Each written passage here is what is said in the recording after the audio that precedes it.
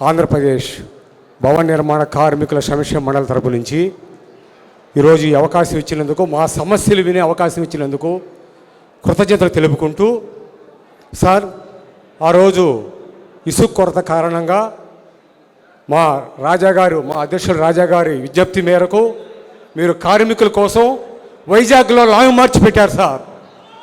ఆ Vizag long March కారణంగా మా రెక్కాడితే మా భవన నిర్మాణ కార్మికులకి ప్రభుత్వం దిగివచ్చి 5 లక్షల రూపాయలు ఆర్థిక సహాయం ప్రకటించిందండి. దానికి మా ఆంధ్రప్రదేశ్ భవన నిర్మాణ కార్మికుల తరపు నుంచి మీకు మనసా వాచా కర్మణ హృదయపూర్వక ధన్యవాదాలు తెలియకుంటున్నాం సార్. అదేవిధంగా ఈరోజు తదుపరి సార్, ఈ ప్రభుత్వం వచ్చిన దగ్గర నుంచి మా సెస్ డబ్బులు ఎవరైతే ఇంటి యజమానులు భవన నిర్మాణ కార్మికుల కోసం సెస్ కట్టారో ఆ డబ్బులు ₹1 కూడా మాకు క్లైముల రూపంలో ఇంతవరకు అందలేదు సార్. అదేవిధంగా కరోనా ఆర్థిక సహాయం కేంద్ర ప్రభుత్వం ప్రకటించింది సార్.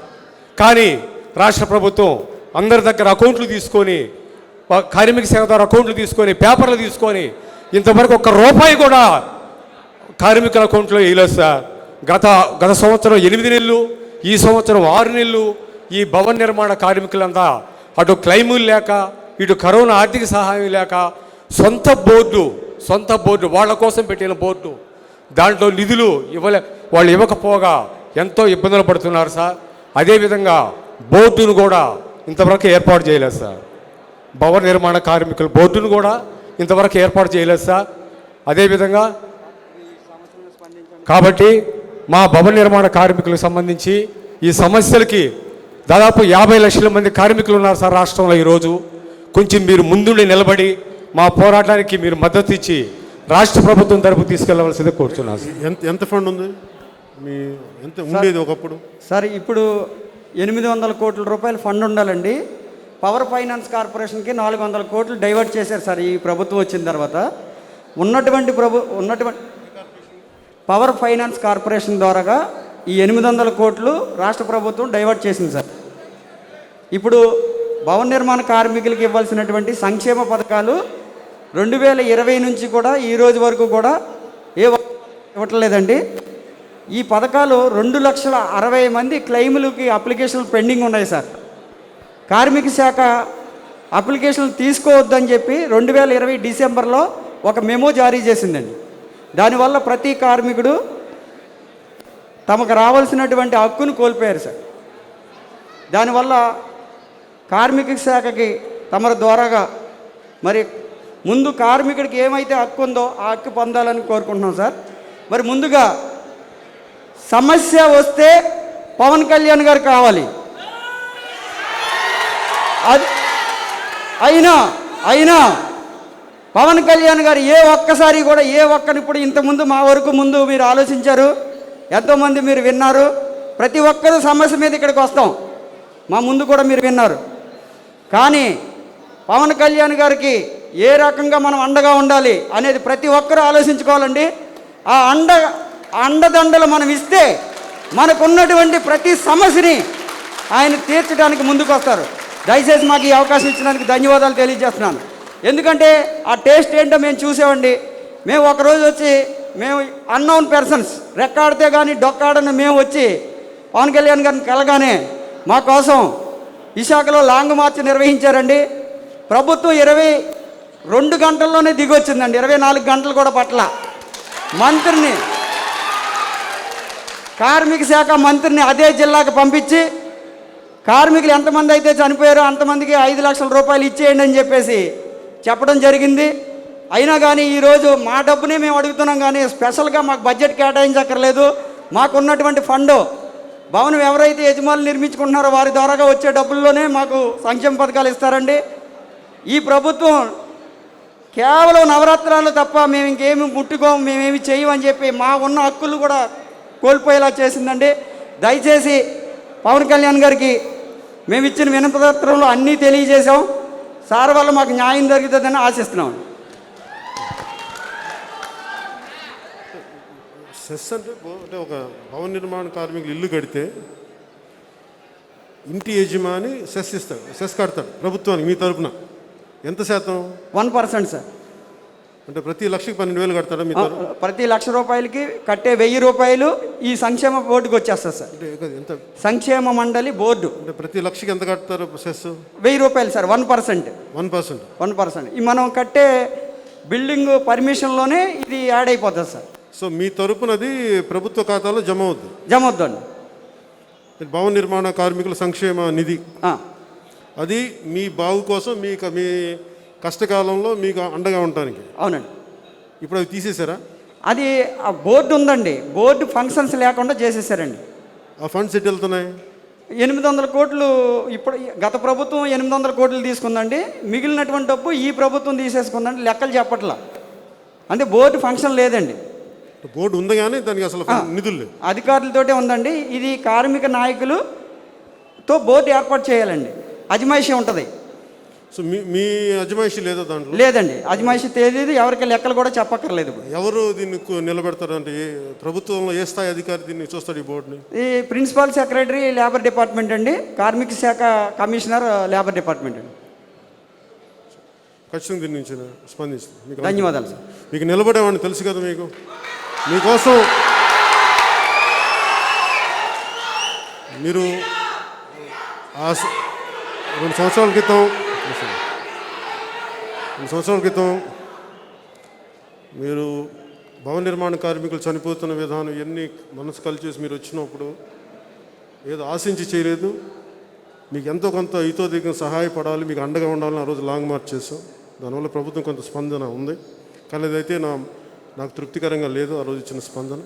ఎందుకంటే నిజంగా ఈ మీ సంక్షేమ నిధిని మీకు నిజంగా కేటాయించగలిగితే, అలాగే భవిష్యత్తులో మీకు మీ అవసరాలు ఏమన్నాయో వాటిని గుర్తించగలిగితే అప్పుడు నాకు నిజంగా ఆనందం కలుగుతుంది. కానీ కేవలం ఒక 5 లక్షల రూపాయలు ఇచ్చి చేతులు దులిపేస్తున్నారు.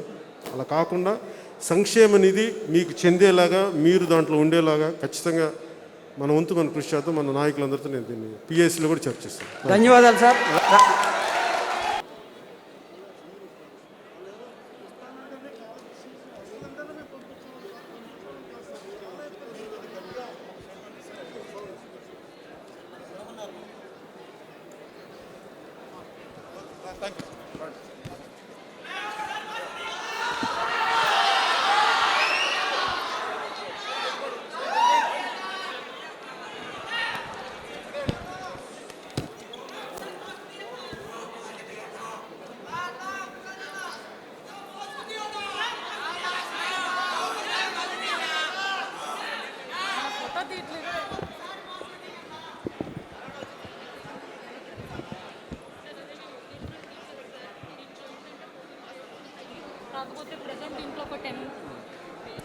సార్ నా పేరు బాలభర్గవి. మేము వొకేషనల్ టీచర్స్ సార్.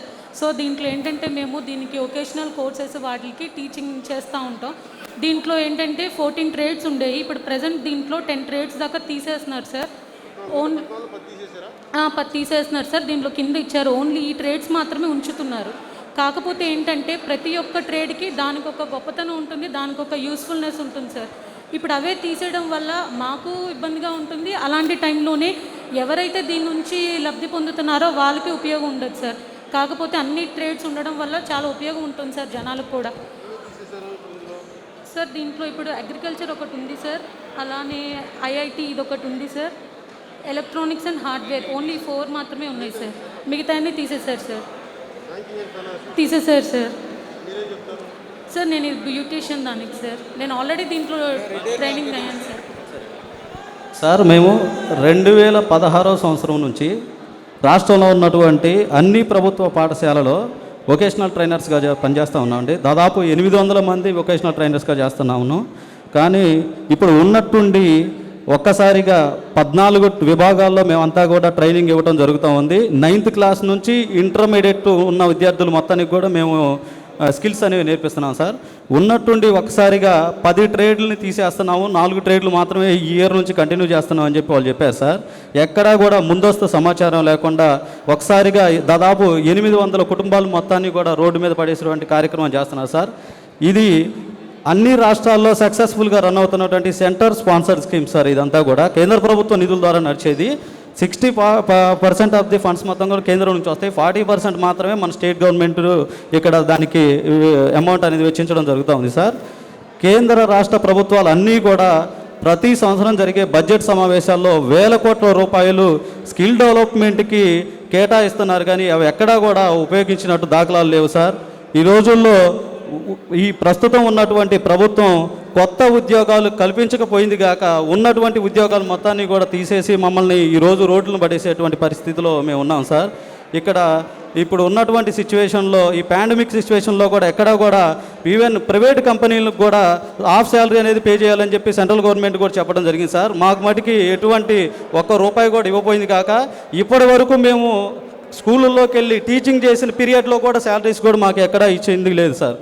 వీళ్ళని ప్రభుత్వ అధికారుల దగ్గరికి వెళ్తే మీకు మాకు సంబంధం లేదు, మీరు అవుట్ సోర్సింగ్ మధ్యలో ఒక ఏజెన్సీ ఉండిద్దని చెప్పి వాళ్ళు అసలు సంబంధం లేని విధంగా మా అందరిని కూడా మాకు ఎక్కడా కూడా సమాధానం చెప్పే ప్రయత్నం కూడా వాళ్ళు చేయట్లేదు సార్. మేము ప్రభుత్వ అధికారుల దగ్గరికి, అక్కడ ఉన్నటువంటి లోకల్లో ఉన్నటువంటి లీడర్స్ దగ్గర కూడా వెళ్ళి కలవడం జరిగింది సార్. కానీ ఎవరూ కూడా దీని మీద రెస్పాన్స్ అనేది తీసుకోవటం లేదు సార్. మాకు మీ ద్వారా న్యాయం జరిగిద్దని చెప్పి ఉన్నటువంటి 800 మంది వొకేషనల్ ట్రైనర్స్ యొక్క వాళ్ళ ఫ్యామిలీస్ మొత్తాన్ని కూడా మీ ద్వారా మాకు న్యాయం జరిగి మమ్మల్ని ఆదుకునే ప్రయత్నం మీరు చేస్తారని చెప్పి మా సమస్యను మీ దగ్గరికి తెచ్చుకోవడం కోసం వచ్చాం సార్.